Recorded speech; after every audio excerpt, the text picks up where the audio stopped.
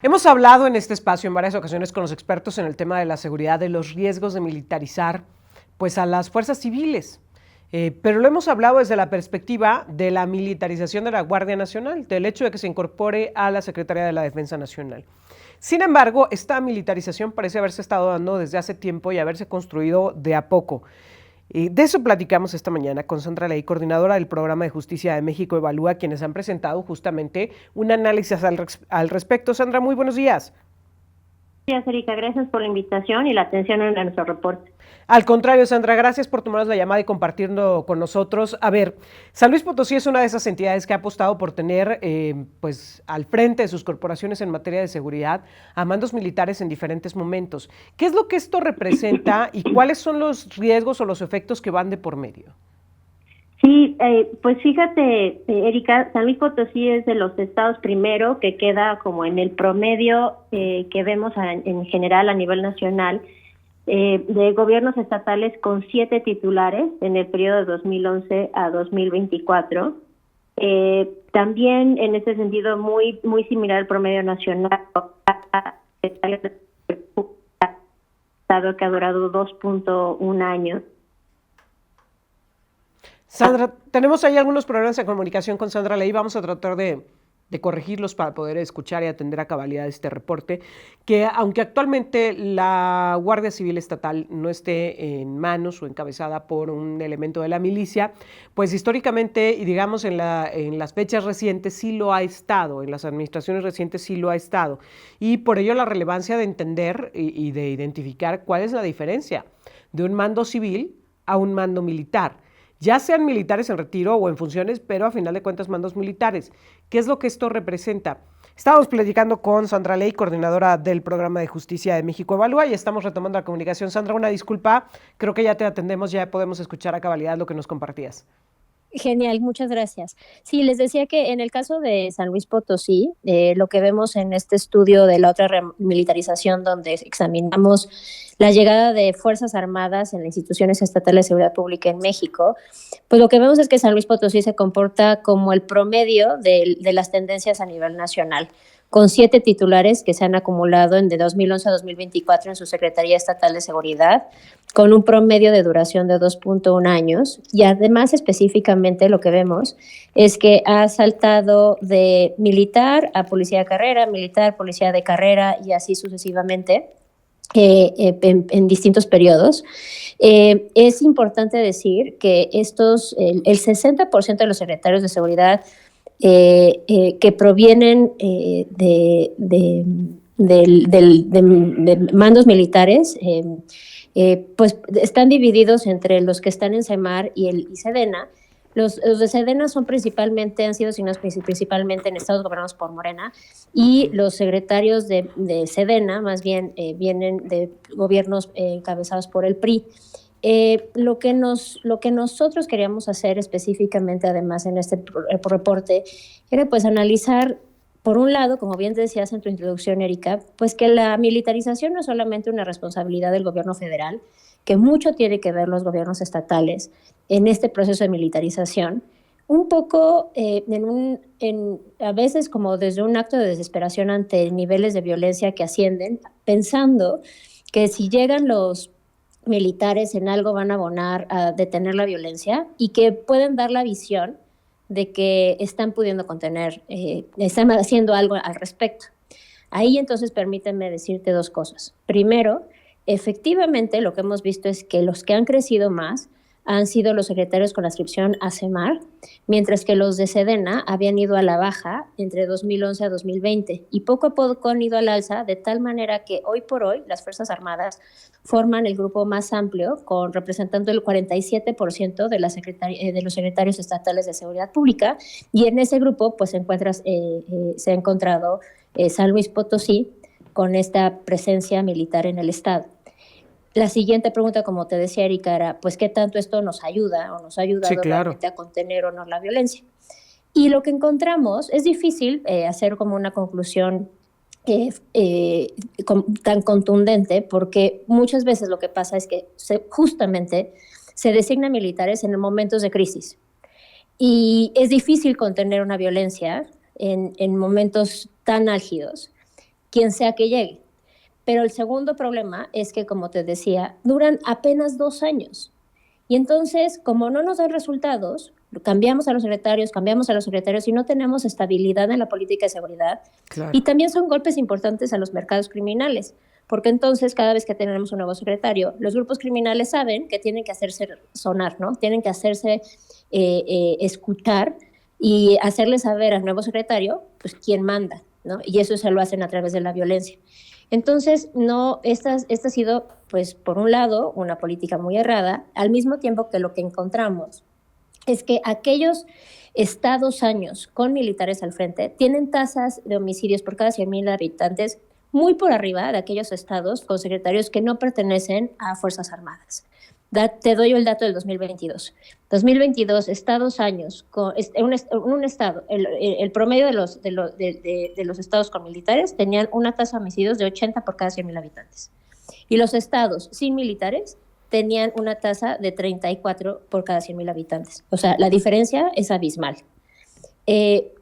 Cuando revisamos, además, el histórico de derechos humanos, hacemos un recorrido por el caso de Sinaloa, Colima, por ejemplo, pues vemos que esto que te estoy contando, de llega un nuevo secretario, pensamos que eso va a poder ayudar en algo, en realidad la violencia no se puede contener, cambiamos secretario, la violencia se sigue disparando. Claro. Entonces es una combinación de dos malas decisiones, tener una alta rotación en los cargos, al mismo tiempo que tener asignaciones que pensamos nos van a ayudar cuando en realidad exponencian la violencia por distintas dimensiones. Ahora, me quiero detener en varias cuestiones que has mencionado y que me parecen muy importantes. Primero, el tema de la rotación. Efectivamente, de pronto, parecería que es una medida positiva, porque incluso se ha argumentado por parte del gobierno federal, por parte de algunos gobiernos estatales, que lo hacen para evitar la corrupción. Sin embargo, lo que nos estás diciendo es, no se alcanza a gestar una estrategia, ¿no? Esto genera hasta una cierta inestabilidad en la continuidad de las operaciones y de los operativos en materia de seguridad. No se acaba, pues, de articular a las corporaciones de manera que puedan ser funcionales. Déjame preguntártelo de esta manera. ¿Tendrían que ser las secretarías de seguridad un tema independiente a lo político?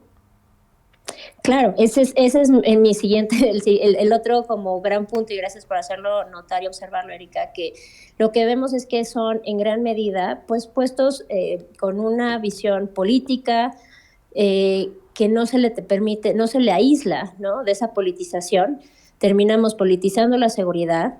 El hecho de que veamos que el 60% de las designaciones de SEMAR son de estados gobernados por Morena, pues mucho nos dice de esta idea de que solamente si sigo esta tendencia por parte del gobierno federal es que voy a tener los apoyos que necesito. Y eso se nos hace muy claro en el caso de Colima, por ejemplo.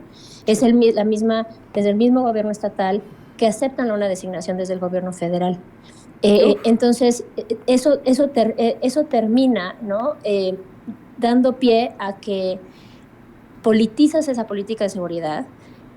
Asumes que esa es la única manera de tener un nivel de coordinación con el gobierno federal y no se pone de frente la prioridad que es la seguridad, ¿no?, sino un lenguaje político. Y el único punto en el que nos estamos pudiendo poner de acuerdo es en la militarización entre niveles de gobierno, sabiendo que no nos da resultados. Y por supuesto, la implicación de política pública, Erika, no sería no cambies a tu secretario de Seguridad Pública, ¿no? Si no te estás dando resultados, hay algo que hacer al respecto. Claro. Pero esto no es una política de ahorita, estamos hablando de que analizamos 12 años de evolución y en 12 años nunca pudimos tener cierta estabilidad, ¿no? O sea, esto no es algo de ahorita. Claro. Es un vicio que tenemos en el puesto que ha afectado profundamente las dinámicas de violencia y que no hemos tenido, como lo apuntabas, en una visión de largo plazo de a qué estoy apostando. En este proceso también es preciso decirlo, Erika, tener a mandos militares significa una visión particular de la policía y no estamos invirtiendo en las policías que queremos, estamos invirtiendo en ejército que queremos presente, no en una policía equipada, profesionalizada, capacitada, con buenas prestaciones laborales, ¿no? O sea, esa es la parte que a nosotros nos llama mucho la atención de que en estos estados no vemos una inversión en la policía. Lo que ves es además, o sea, cuando hablamos de militarización, no es solamente tener a mandos militares, significa que invierten en equipo táctico militar, en cierta operación, en cierto tipo de operación militar también, en equipamiento, y además expande los nombramientos militares en instituciones a nivel municipal. Eso otra vez lo vemos muy claramente en Sinaloa, en Colima, donde desde la Secretaría de Seguridad Pública, que es militarizada en el Estado, empiezan a hacer nombramientos militares también en las policías municipales. Entonces esto tiene un efecto, ¿no?, de desagregación hacia abajo que no nos está permitiendo apostar por la vía civil, pero tampoco en la profesionalización y fortalecimiento de las policías.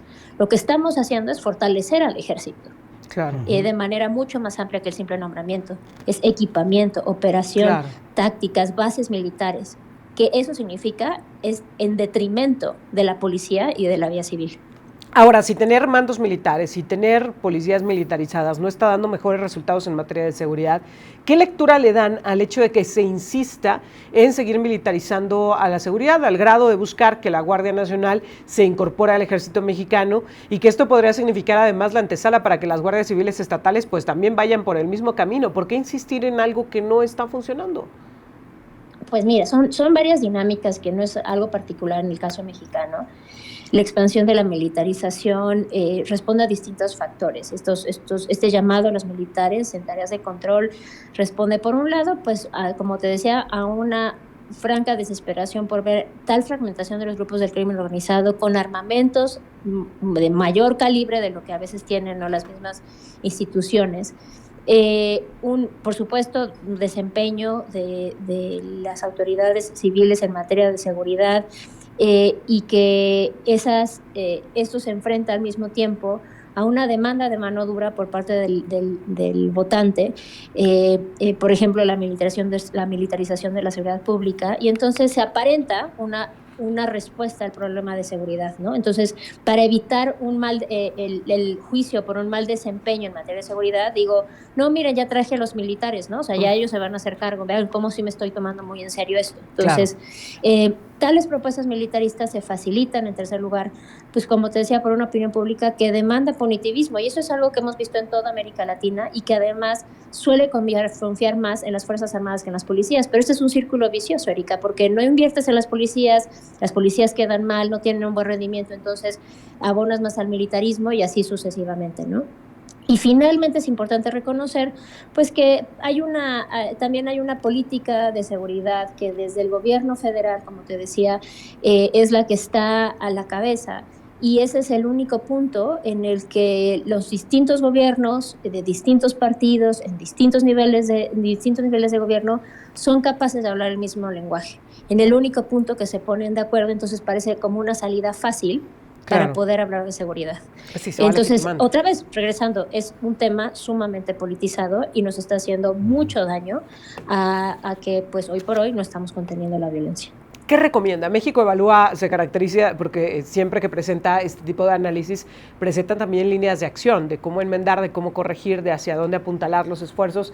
¿Qué es lo que ustedes recomiendan? Pues mira, primero que nada te quisiera decir que este reporte no es solamente como compartir lo que hicimos en términos del análisis. La base de datos está disponible al público con la idea de que así podamos tener la oportunidad de que esta sea una conversación mucho más amplia. Nosotros, como ahora te compartía, pues analizamos cómo los estados con mandos militares tienen tasas de homicidio mucho más altas, peores desempeños en materia de derechos humanos, pero hay mucho más por estudiar aquí y esperamos que a partir de esto que estamos haciendo y que ponemos la base de datos disponible al público, pues se deriven muchos más análisis que permitan justamente pensar más en esas implicaciones de política pública. ¿Qué es lo que nos toca hacer ahora? Tenemos que, y por qué estar hablando de esto en este momento, Erika? Como sabes, estamos en un momento político crucial en que las autoridades estatales y municipales estarán nombrando a sus gabinetes y algunos ya lo están haciendo. Sí. Nos parece muy importante que a la luz de esta información se tomen mejores decisiones sobre esos gabinetes de seguridad y cómo se van a integrar y estar conscientes de que las designaciones militares no nos van a dar ninguna solución. sobre todo tenemos que pensar en cómo despolitizar este proceso, siendo muy conscientes del tipo de perfil que nos queremos dar para nuestras policías. Y lo que vemos justamente es que otro de los puntos que observamos en la base de datos es que la mayor parte de los secretarios de seguridad pública son abogados. También te habla mucho de que incluso en esos mandos civiles es una visión muy politizada y burocrática de este puesto, cuando deberíamos pensar en darnos expertos en criminología, en seguridad pública, que puedan tener esa experiencia de entender las dinámicas de seguridad y a partir de ello, ¿no?, generar política pública. Porque mientras sigamos viendo en esto como un puesto político y burocrático, un puesto de simple coordinación con el gobierno federal, ahí es donde estamos cerrando. Uy. Sandra, pues te agradezco muchísimo que compartas este informe con nosotros. La gente que lo quiera consultar, ¿dónde lo encuentra? Lo encuentra en mexicoevalúa.org, otra militarización, y está disponible al público, tanto como te decía, el reporte como la base de datos, y ojalá se puedan derivar muchos más análisis. Sandra, te agradezco mucho que la hayas compartido con nosotros y que nos lleves esta reflexión y seguimos en comunicación. Muchas gracias. Gracias, buen día. Saludos. Muy buenos días. Sandra Ley, coordinadora del Programa de Justicia de México Evalúa, y creo que nos quedamos con varias reflexiones de los datos que nos presenta. Primero eso, ¿no? La variación que hemos tenido en titulares de las Secretarías de Seguridad, de cómo no trascienden, de cómo no hay programas de largo alcance, sino que vamos un poco improvisando sobre la marcha. Segundo, de cómo el tema de la militarización, que efectivamente se ha tomado común, para que vean que sí estoy haciendo algo, sí le estoy reforzando, ya traje a los militares, no ha servido.